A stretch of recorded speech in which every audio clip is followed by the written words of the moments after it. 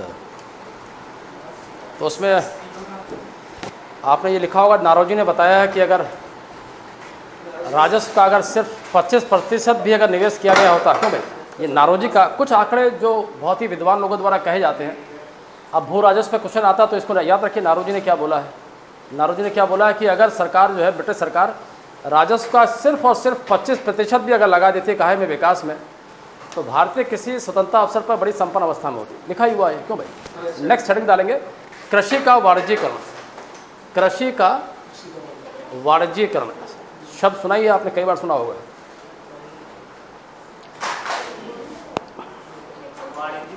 हाँ, कृषि का वाणिज्यीकरण।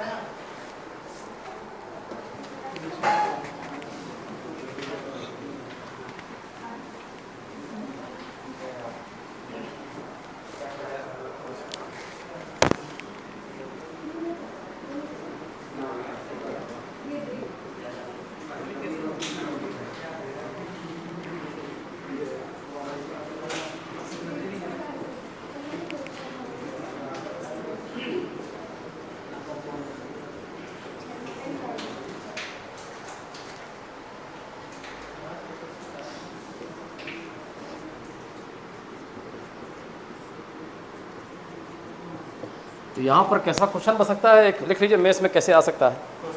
हाँ, पहले क्वेश्चन लिख लीजिए, उसका जवाब इसके अंदर अपने आप आ जाएगा।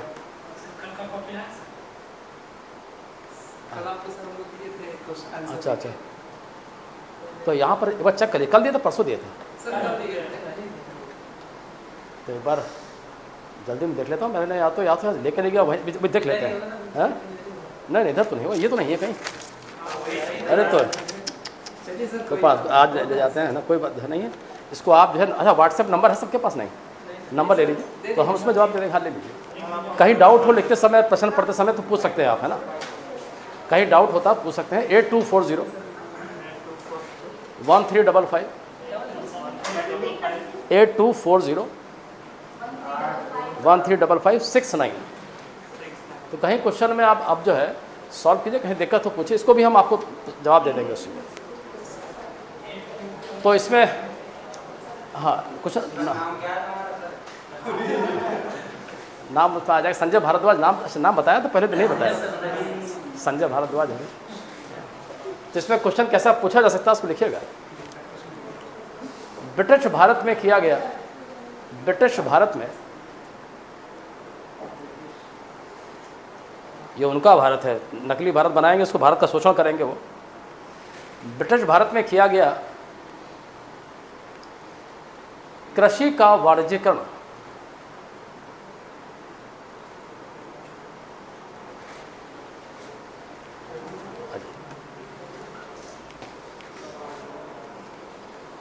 ब्रिटिश भारत में किया गया कृषि का वाणिज्यीकरण किस प्रकार?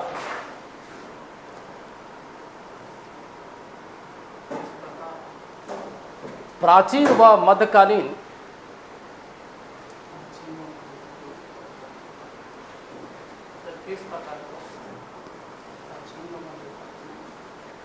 इस प्रकार प्राचीन व मध्यकालीन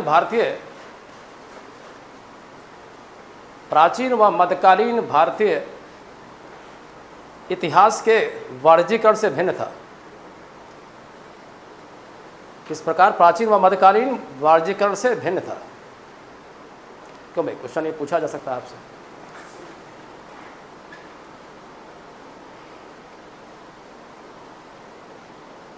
तो पहले 10 मिनट सुन लीजिए सब कुछ, उसके बाद भी लिखिएगा। पहले आप बताएं कि क्या शब्द का अर्थ क्या होता है भाई। कृषि का वाणिज्यीकरण क्या भारत के इतिहास में ब्रिटिश काल में क्या अजूबी घटना थी, या पहली बार लाया गया, या भारतीयों को पहले से परिचित था, इसका परिचय था?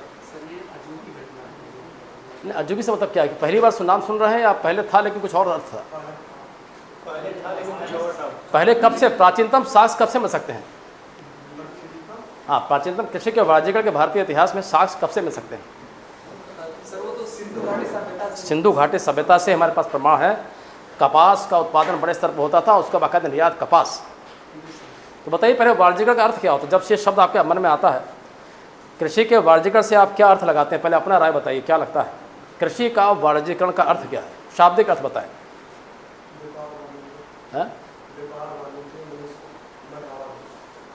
थोड़ा सा और स्पष्ट करें, थोड़ा सा है ना, सही तो है लेकिन इसमें एक दो शब्द ऐसे आ जाएंगे तो अपने आप वाक्य पूरा हो जाएगा। कृषि का वाणिज्यीकरण का शाब्दिक अर्थ क्या है? व्यापार वाणिज्य तो आपने बोला है लेकिन शाब्दिक इसका अभी भी एक दो शब्द मिसिंग है इसमें। जब किसी फसल को बाजार उन्मुख बनाया जाता है, हम पैदा कर रहे हैं है ना, बाजार उन्मुख का मतलब ये, हालांकि वाणिज्यीकरण आ जाता है उसमें, लेकिन हम क्या बोलेंगे इसमें, जब किसी फसल का उत्पादन बाजार की आवश्यकता के अनुरूप किया जाता है, हमें लाभ किसी में हो रहा हानि हो रहा, तो उससे कहते हैं वाणिज्यीकरण। तो जब आप खपत के लिए नहीं बाजार को देख के बनाते हैं तो उसको वाणिज्यीकरण बोला जाता है। ये कोई अजूबी घटना तो नहीं है, प्राचीन भारतीय इतिहास से हमारे पास पर्याप्त प्रमाण है, चाहे साहित्यिक प्रमाण है और अभिलेखीय प्रमाण है। सिंधु घाटी सभ्यता से लेकर मुगल काल तक कपास हो चाहे गन्ना हो, है ना, इन सबके पर्याप्त प्रमाण मिलते हैं। परंतु फिर भी ब्रिटिश काल में किया गया वाणिज्यीकरण किस प्रकार अजूबा कहेंगे, इसका उद्देश्य सिर्फ और सिर्फ ब्रिटिश उपनिवेशीय, कौन सा उपनिवेश हो जाएगा, 3 चरण होते हैं भारत में। अगर कहा जाए ब्रिटिश काल में कृषि वाणिज्यीकरण किस काल में स्टार्ट हुआ, आपके सामने विकल्प दिया जा रहा है, 18वीं सदी, 19वीं सदी, 20वीं सदी, इनमें से कोई नहीं। सदी है ये, समझे, सदी बोला गया है।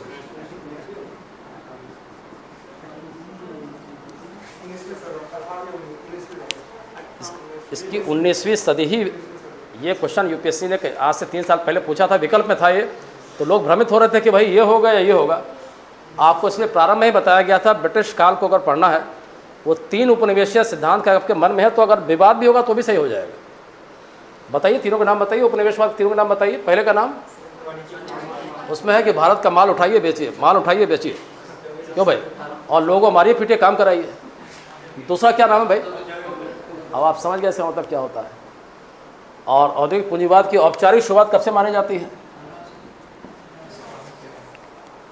और इसमें क्या चाहिए हमको, किसी भी हालत में कच्चा माल चाहिए तो चाहिए, भारतीय जबरदस्ती काम कराइए आप। ये सदी कौन सी हो जा रहा है,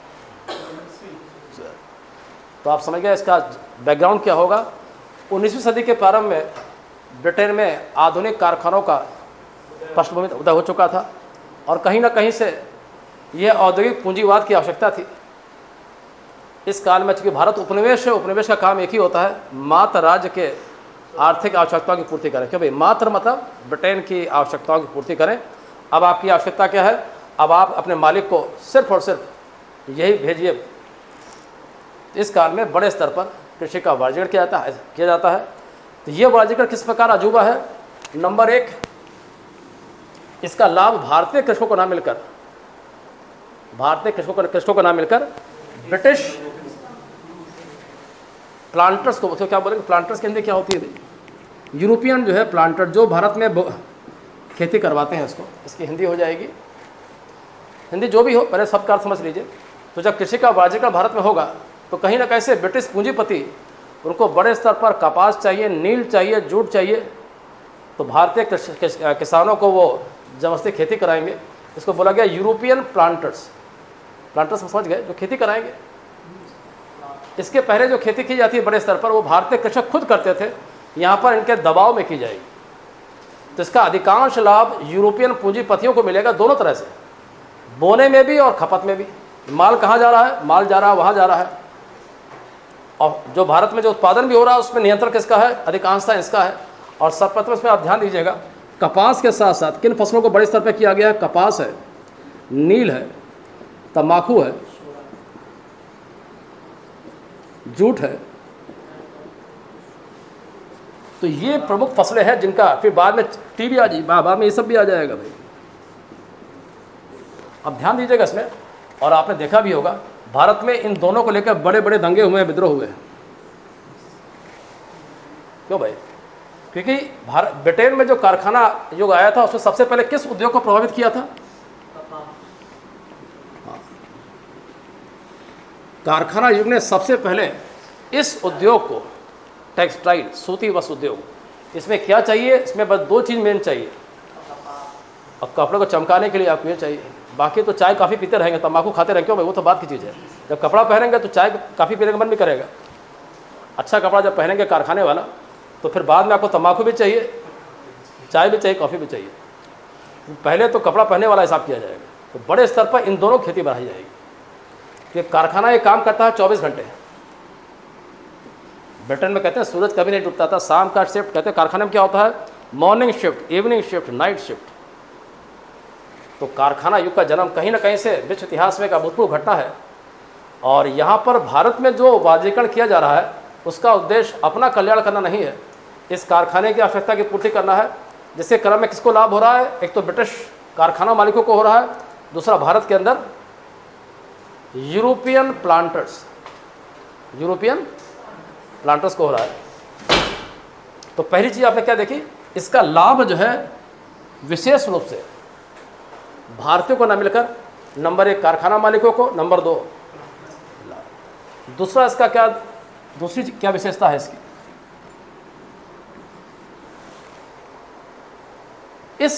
इन फसलों का प्रसार क्षेत्र लगातार बढ़ता जाता है। इन वाणिज्यिक फसलों का प्रसार क्षेत्र खाद्यान्न फसलों की कीमत पर बढ़ता है। इन फसलों का क्षेत्रफल बढ़ता चला जाता है, किसकी कीमत पर, खाद्यान्न फसलें क्या होती हैं भाई, गेहूँ, दाल, चावल जो भी है। तो उनको इससे मतलब नहीं है कि भाई आदमी चाय पिएगा या खाना खाएगा, तम्बाकू खाएगा या खाना खाएगा, हमें क्या मतलब है, हमको तो लाभ कमाना है। तो नंबर दूसरा प्रभाव क्या नेगेटिव हो जाएगा, इन पूंजीपतियों ने, कौन से प्लांटर्स ने भारत के अंदर इन फसलों के प्रभाव क्षेत्र को बढ़ाया, किसकी कीमत पर, खाद्यान्न फसलों की कीमत पर।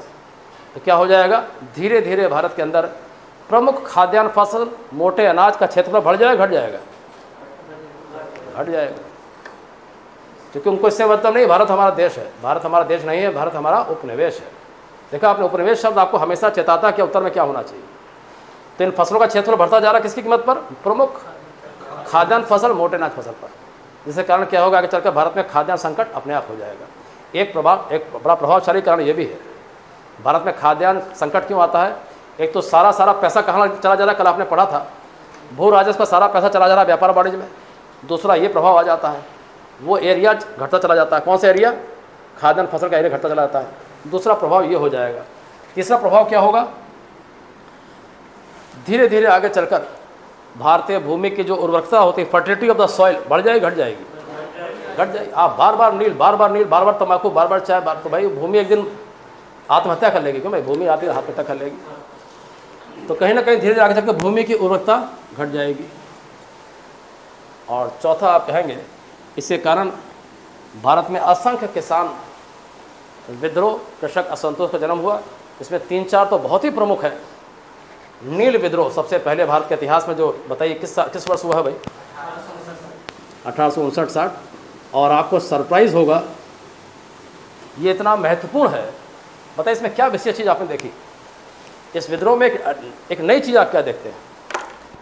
आप कहेंगे सर पहला तो ठीक है, नया है, इसमें एक नई चीज़ आपने क्या देखी। इसमें नई चीज़ ये है, भारत के इतिहास में पहली बार एक कृषक विद्रोह था जिसको बुद्धिजीवियों का भी संरक्षण प्राप्त था। बुद्धिजीवी समझते हैं, किताब कलम वाले लोग कभी देखते नहीं गरीब आदमी क्या कर रहा है। ये पहला कृषक विद्रोह है जिसमें पहली बार भारत के इतिहास में बुद्धिजीवियों का संरक्षण ही नहीं प्राप्त था, बुद्धिजीवी ने इसको नेतृत्व प्रदान किया था। इसका नेता कौन था बताइए। चंपारण तो बाद में आया, चंपारण कब आएगा भाई, और चंपारण का कारण भी यहीं से जुड़ा हुआ है, अभी आप समझ जाएंगे आप। तो ये भारत का प्रथम कृषक विद्रोह था जिसमें बुद्धिजीवियों ने संरक्षण ही नहीं दिया था, इनके शोषण को उद्घाटित भी किया था। खूब सारे नाटक लिखे गए हैं। बताइए कोई नाटक का नाम बताइए। नील दर्पण किसने लिखा है, हाँ नील दर्पण बताइए, पूरा नाम बताइए। मित्रा, दीनबंधु मित्रा। और इसका नेतृत्व किसने किया था भाई, 2 भाई थे, विश्वास बंधु दिगंबर विश्वम्बर। तो बुद्धिजीवी वर्ग पहली बार इनके शोषण से इतना आघात पहुंचा उसको, वो उसको नेतृत्व दे रहा है, इस पर लेख लिख रहा है, इस पर नाटक लिख रहा है। एक और बुद्धिजीवी बंगाल में हरीशचंद्र मुखर्जी, उन्होंने अपने समाचार पत्र हिंदू पैट्रियट में भी इस शोषण को उद्घाटित किया था। कुल मिला के यह असंतोष को बुद्धिजीवी वर्ग ने भी संरक्षण दिया। इसी कारण यूपीएससी ने क्या किया था, आज से 2017 की बात है, देख क्वेश्चन कैसा पूछा गया था। तो लोगों ने शिकायत करी कि भाई यूपीएससी ऐसे क्वेश्चन पूछ रही, तथ्यात्मक क्वेश्चन तथ्यात्मक नहीं है। देखिए क्वेश्चन का वाक्य क्या था, निम्नलिखित घटनाओं पर विचार करें। तो यूपीएससी आपको पहले कहते हैं पहले विचार कर लीजिएगा, घटनाओं पर विचार करें।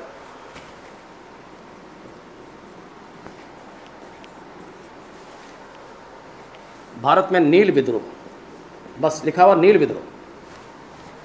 फिर लिखा हुआ है आनंद मठ की रचना, आनंद मठ की रचना। फिर लिखा था आर्य समाज की स्थापना। फिर लिखा था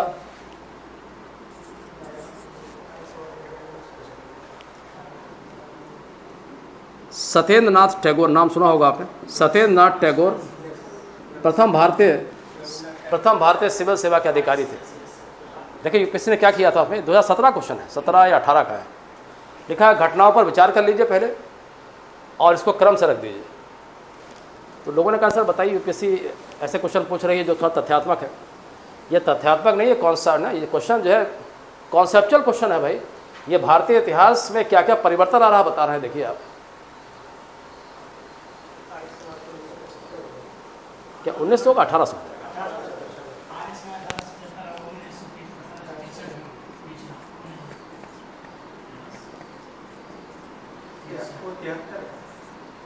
क्या चाहिए?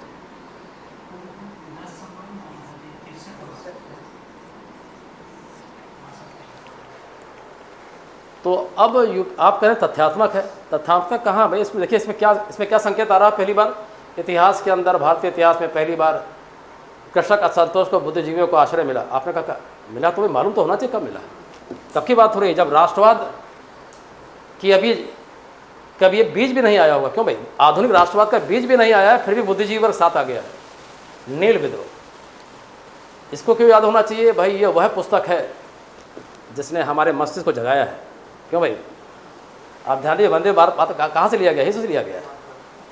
थोड़ा लॉजिक लगाइए, कहीं ना कांग्रेस वो आगे चलकर कांग्रेस का मंत्र बन जाता है भाई। कब होना चाहिए? कांग्रेस के आगे पीछे होना चाहिए। आगे पीछे मतलब अनुमान लगा लीजिए तो याद आएगा 85 के आसपास कहीं होना चाहिए। और ये तो ऐसी संगठन था जिसने पूरे भारत में इसकी शाखाएं थी और इसने भारत को 2 सिद्धांत दिए हैं जिसके बल में पूरा राष्ट्रवाद चलता है। स्वराज का जन्म इसी ने दिया है, राष्ट्रभाषा भी इसका ही है। तो कहीं ना कहीं से इस संगठन ने ही आधुनिक राष्ट्रवाद की पृष्ठभूमि तैयारी नहीं की थी। उसने एक ऐसा मंत्र दिया जो आगे चलकर राष्ट्रवाद का मंत्र बन जाता है। और सत्येंद्र नाथ टैगोर भाई प्रथम ICS है, तो थोड़ा लॉजिक लगाएंगे अपने आप क्लियर हो जाएगा। अगर वर्ष नहीं भी याद है तो भी आप कैसे सोचेंगे भाई? सिविल सेवा परीक्षा यहाँ से स्टार्ट होती है ना, परीक्षा यहाँ से स्टार्ट होती है। परीक्षा का पहली बार सिलेबस देख के आदमी डर जाएगा। क्यों भाई? 2-4 साल तो समझेगा परीक्षा कैसी होती है, कितना भी आप स्मार्ट हो। क्यों भाई? यूपीएससी की परीक्षा उस समय कौन करा रहा? मैकॉले करा रहा लंदन बैठ के, परीक्षा लंदन में होगी। भारतीयों ने पहली बार जब सिलेबस देखा होगा तो आँख में है ना पहली बार आँखें चकरा गई, ये सिलेबस कैसा है भाई? 4-5 साल तो आपको समझने लगेगा इस परीक्षा होती कैसी है। फिर जहाज़ से जाना है, कभी जाएंगे कभी लौटेंगे, डर जाएंगे। तो 4-5 साल पहले से नंबर तो आएगा नहीं, तो आप अनुमान लगा लेंगे 60 के आसपास हुआ होगा। वास्तव में ये 62 है। कभी कभी लॉजिक से हम उत्तर निकाल सकते हैं, अच्छा ये होगा ये होगा। वंदे भारत, ये आपने कहा गया आनंद मठ, आपने कहा तो आगे चल कर राष्ट्र का गीत बन जाता है भाई। कांग्रेस बनती है 85 में, उसके आसपास आगे पीछे होना चाहिए। तो कभी जब इतिहास में विवाद हो थोड़ा लॉजिक आगे पीछे सोचिए, अपने आप विकल्प मिल जाता है। तो ये तथ्यात्मक नहीं है भाई, इतिहास के अंदर क्या कौन से ऐसे निर्णायक मोड़ हैं उसकी संकेत दे रहा है। तो इसका अंदर नील विद्रोह यहाँ पर हो जाता है जिसमें बुद्धिजीवी मतलब दीनबंधु मित्रा ने नाटक लिखा दिल दर्पण। हरीशचंद्र मुखर्जी ने एक पत्रिका निकाली थी हिंदू पैट्रियट, उसमें शोषण को उद्घाटित किया था। और ये सफल था असफल था, ये बताइए?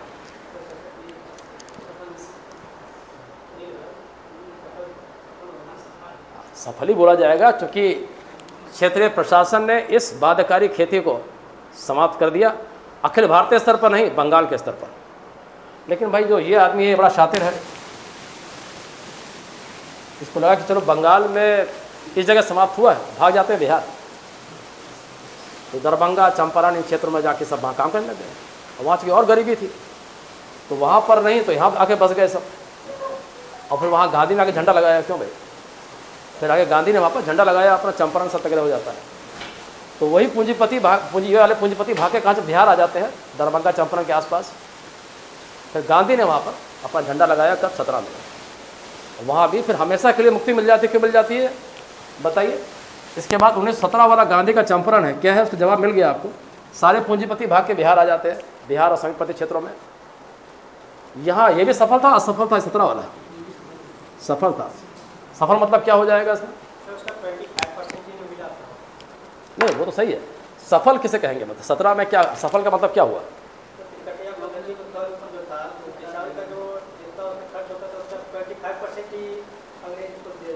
नहीं वो सब सही है, हम कहें सफल कैसे बोलेंगे इस पर आप?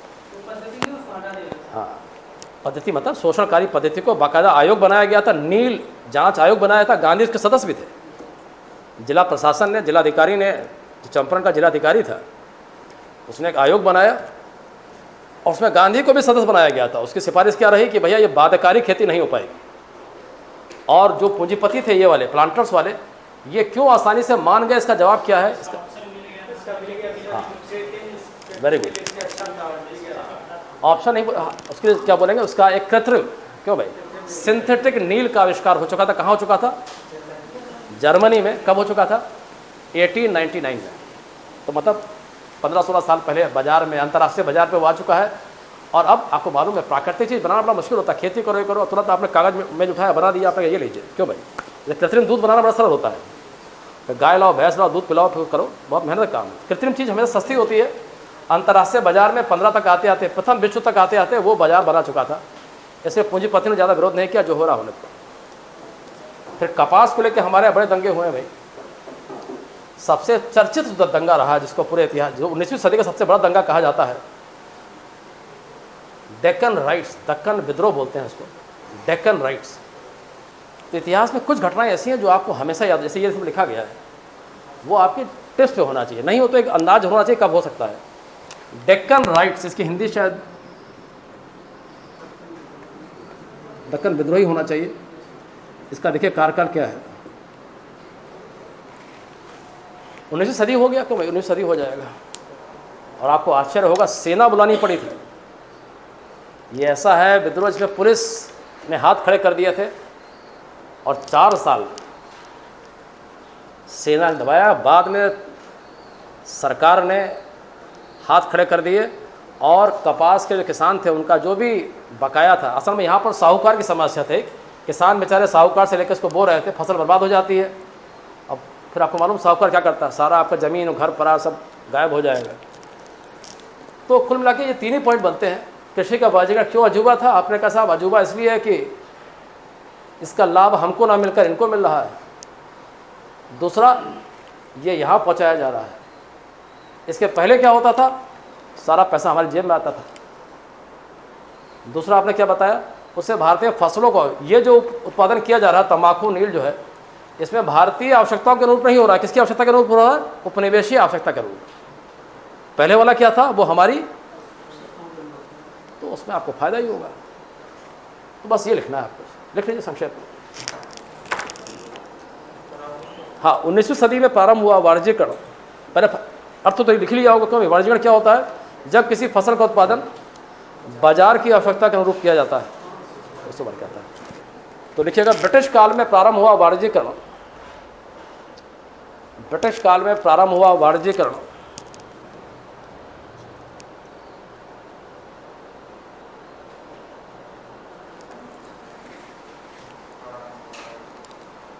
प्राचीन व मध्यकालीन इतिहास से इस प्रकार भिन्न था।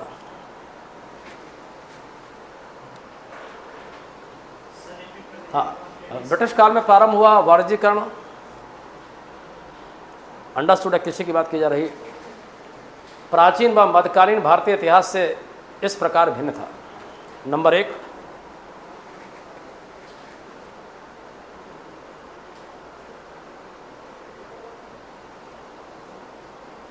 यह भारत की आवश्यकता के अनुरूप नहीं,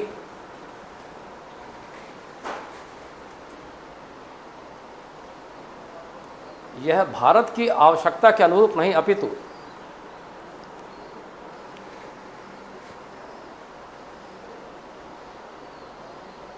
कौन सा पूंजीवाद होगा भैया? औद्योगिक होगा, वाणिज्यवादी होगा?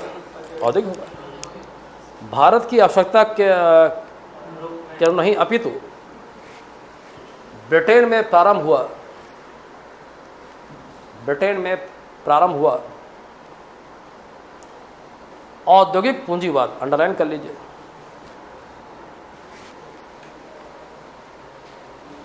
प्रारंभ हुआ? औद्योगिक पूंजीवाद की आवश्यकताओं की पूर्ति के लिए प्रारंभ हुआ था।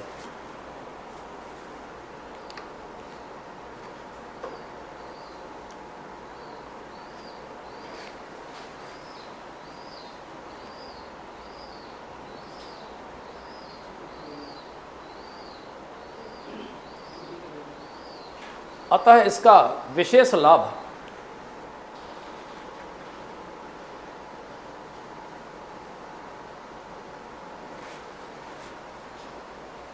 ब्रिटिश कारखाना मालिकों तथा ब्रिटिश के कारखाना मालिकों तथा कारखाना मालिक तथा भारत में, हाँ इसकी हिंदी याद आ गई, इसको हिंदी में शायद बोलते हैं बागान, है ना, बागान मालिक, यूरोपियन बागान मालिक। तथा भारत में यूरोपियन बागान मालिकों को जो जमीन खेती कराते थे, भारत में यूरोपियन बागान मालिक या पूंजीपति, बात तो एक ही है, को हुआ। भारत में यूरोपियन बागान मालिकों को या बागान के पूंजीपतियों को हुआ। नंबर 2,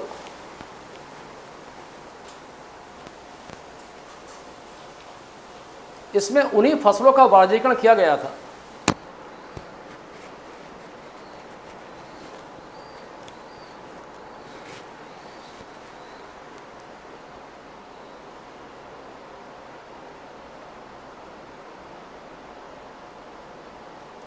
उन्हीं फसलों का,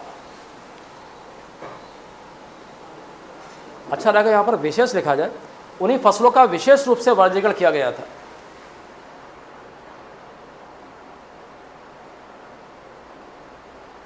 जिसकी आवश्यकता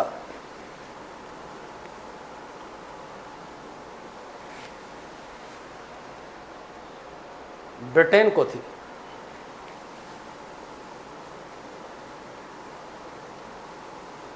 जैसे कपास, नील, जूट, कपास, नील, जूट। अब आपने कपड़ा पहन लिया, अब आपको चाय तंबाकू चाहिए क्यों भाई? तंबाकू, चाय, कॉफी।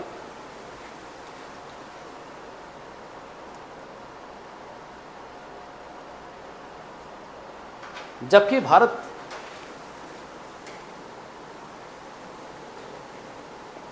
में अन्य फसलों के वाणिज्यीकरण की पर्याप्त संभावनाएं थी। भारत में अन्य फसलों के वाणिज्यीकरण की पर्याप्त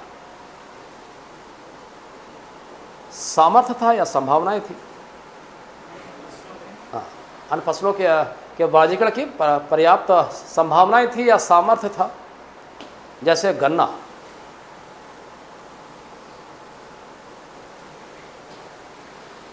सरसों,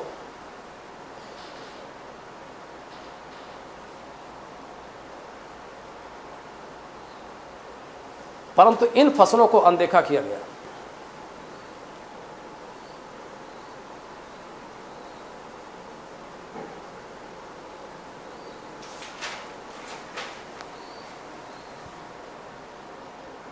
यही नहीं,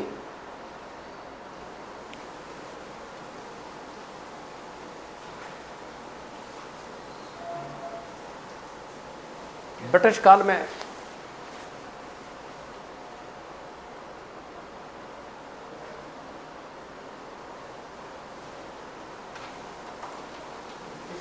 प्रारंभ हुए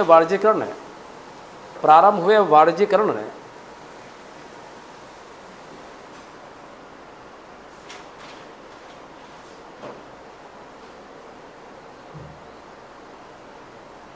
धीरे धीरे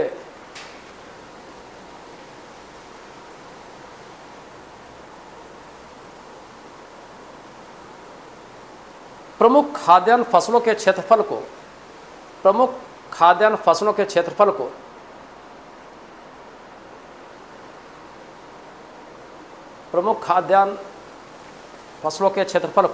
बढ़ा दिया, घटा दिया, सीमित कर दिया, घटा दिया।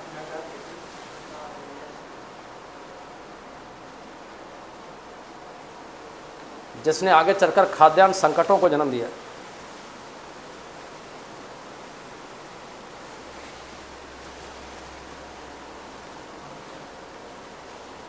खाद्यान्न संकटों को जन्म दिया। नेक्स्ट पॉइंट लिख लीजिए। यही नहीं,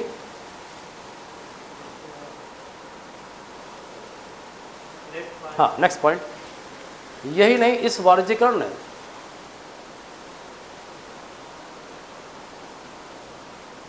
भूमि की उर्वरकता को भी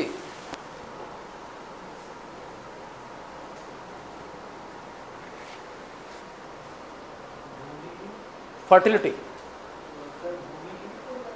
उर्वरकता, भूमि की उर्वरकता को भी नकारात्मक रूप में प्रभावित किया।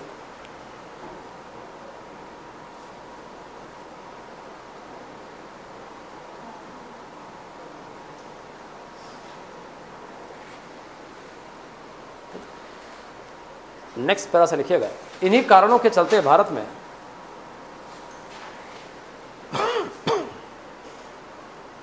उन्नीसवीं और 20वीं सदी में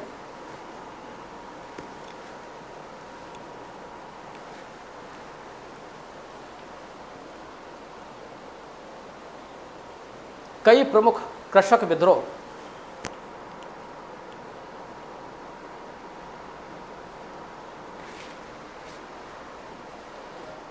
घटित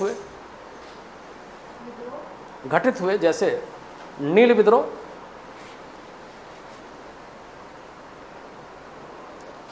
कोष्टक में 1859-60। यह प्रथम विद्रोह था जिसको बुद्धिजीवियों ने, यह 1857 के 2 साल बाद है, यह प्रथम विद्रोह था जिसको बुद्धिजीवियों ने संरक्षण प्रदान किया था।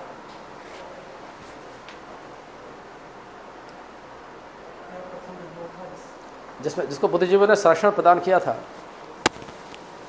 और इस शोषण को उद्घाटित किया था।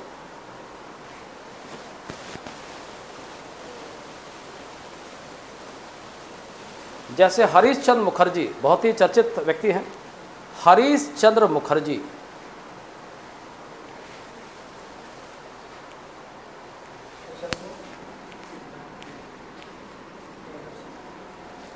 हरीश चंद्र मुखर्जी ने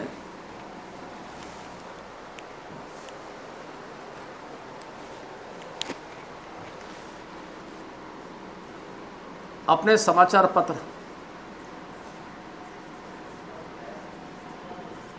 ये सब मैचिंग में आ सकता है, ये बड़े चर्चित लोग हैं, जैसे दीनबंधु मित्रा, हरीश चंद्र मुखर्जी, हिंदू देशभक्त। यहाँ पर हिंदू का मतलब हिंदू नहीं, हिंदू मतलब हिंदुस्तान है, वैसे अनुवाद इसका वो हो जाएगा। ने अपने पत्र, अपने समाचार पत्र हिंदू पैट्रियट, PATRIOT, पैट्रियट, तथा दीनबंधु मित्र ने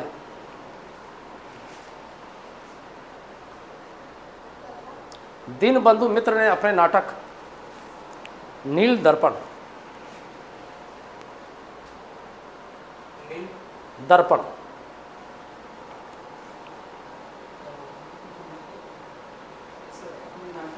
नील दर्पण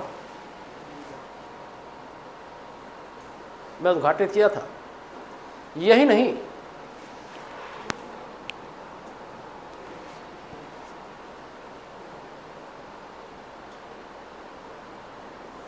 भारतीय पुनर्जागरण के अग्रदूत, भारतीय पुनर्जागरण के जनक कह सकते हैं, अग्रदूत